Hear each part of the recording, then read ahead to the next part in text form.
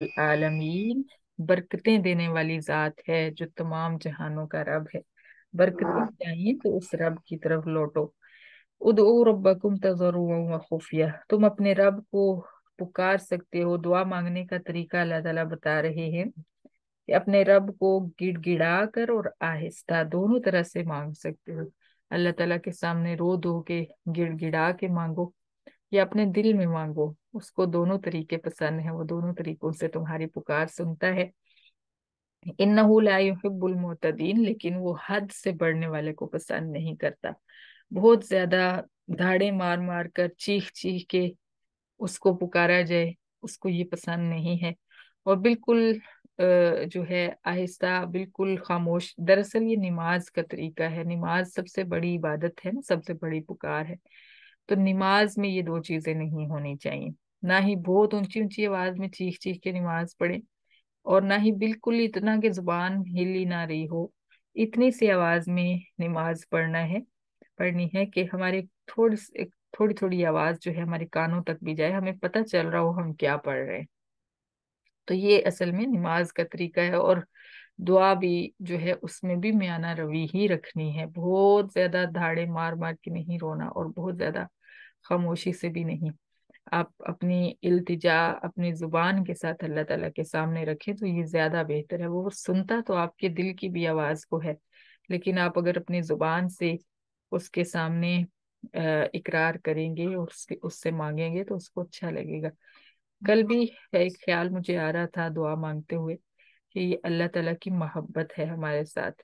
वो जानता तो है हमें किस चीज की जरूरत है, और वो जानता तो है हम किस तकलीफ में हैं, लेकिन उसकी मोहब्बत है, वो चाहता है कि हम अपनी जुबान से उसको बताएं, हम खुद फरमाइश करें उससे। जैसे वालिद जो है वो बच्चे की फरमाइश पे खुश होता है ना। जब बच्चा, छोटा बच्चा बोलना शुरू करता है तो कुछ मांगता है तो माँ बाप को कितना अच्छा लगता है कि अब ये बोलना शुरू हो गया, अब ये हमसे खुद मांग सकता है, अपनी अपनी तकलीफ हमें खुद बता सकता है। खासतौर पे तकलीफ के मामले में जब बच्चा बताते हैं ना कि मुझे यहाँ पे दर्द है या मुझे ये तकलीफ है, तो माँ बाप बहुत खुश होते हैं कि शुक्र है कि अब ये खुद बता सकता है हमें। तो इसी तरह अल्लाह ताला को अच्छा लगता है, अल्लाह ताला को पसंद है कि उसका बंदा उसके सामने बैठ के उसको बताए कि अल्लाह ताला जी मैं इस तकलीफ में हूँ, मेरी ये तकलीफ दूर कर दीजिए, या मुझे फलां चीज की जरूरत है, मेरी ये फलां हाजत पूरी कर दीजिए। ये अल्लाह ताला की मोहब्बत है कि वो अपने बंदे को सुनना चाहते हैं। वरना वो तो जानते हैं कि कौन किस हालत में है, किसको किस चीज की जरूरत है। तो ये ताल्लुक अल्लाह ताला ने अपने बंदे के साथ सिर्फ इस मोहब्बत की वजह से रखा। वला तुफसिदू फिल अर्दि बादा इस्लाहिहा, और फरमाया कि जमीन के अंदर फसाद मत फैलाओ उसकी इस्लाह के बाद, जबकि इसके अंदर इस्लाह हो चुकी है।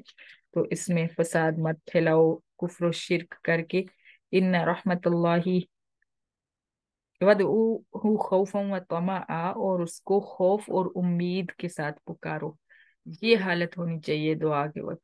ना ही बिल्कुल निडर हो जाए और ना ही बिल्कुल ना उम्मीद हो जाए, बल्कि दोनों की दरमियानी कैफियत हो आपकी दुआ में। आपके दिल में डर भी हो, ऐसा ना हो कि मेरे गुनाहों की वजह से मुझे महरूम रख दिया जाए, और उम्मीद भी हो कि मेरा रब मुझे महरूम नहीं करेगा, वो बहुत मेहरबान है। तो ये कैफियत इंसान की जो है नमाज और इबादत और दुआ में होगी।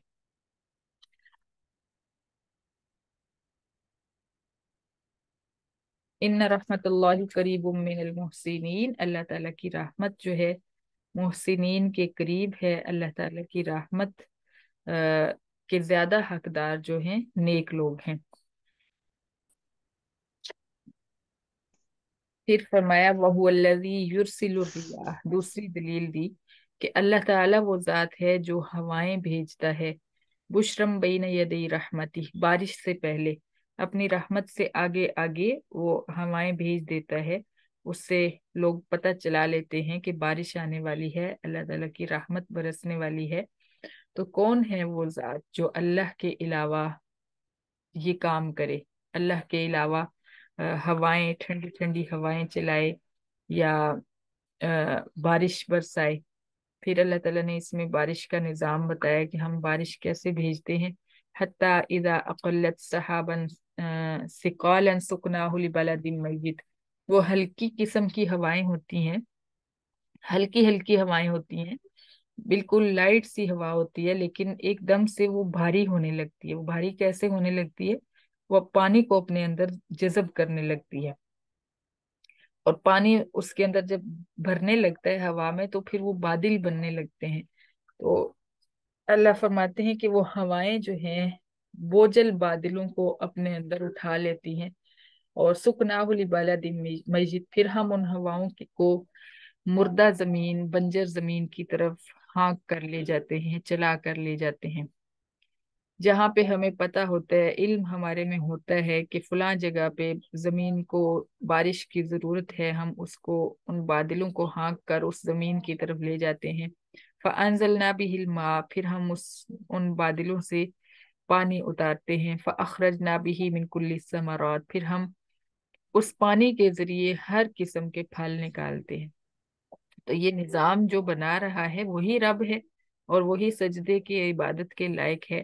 تو تم اوروں کو اس کا شریک بنا کر اس کے ساتھ اپنے ساتھ ظلم مت کرو.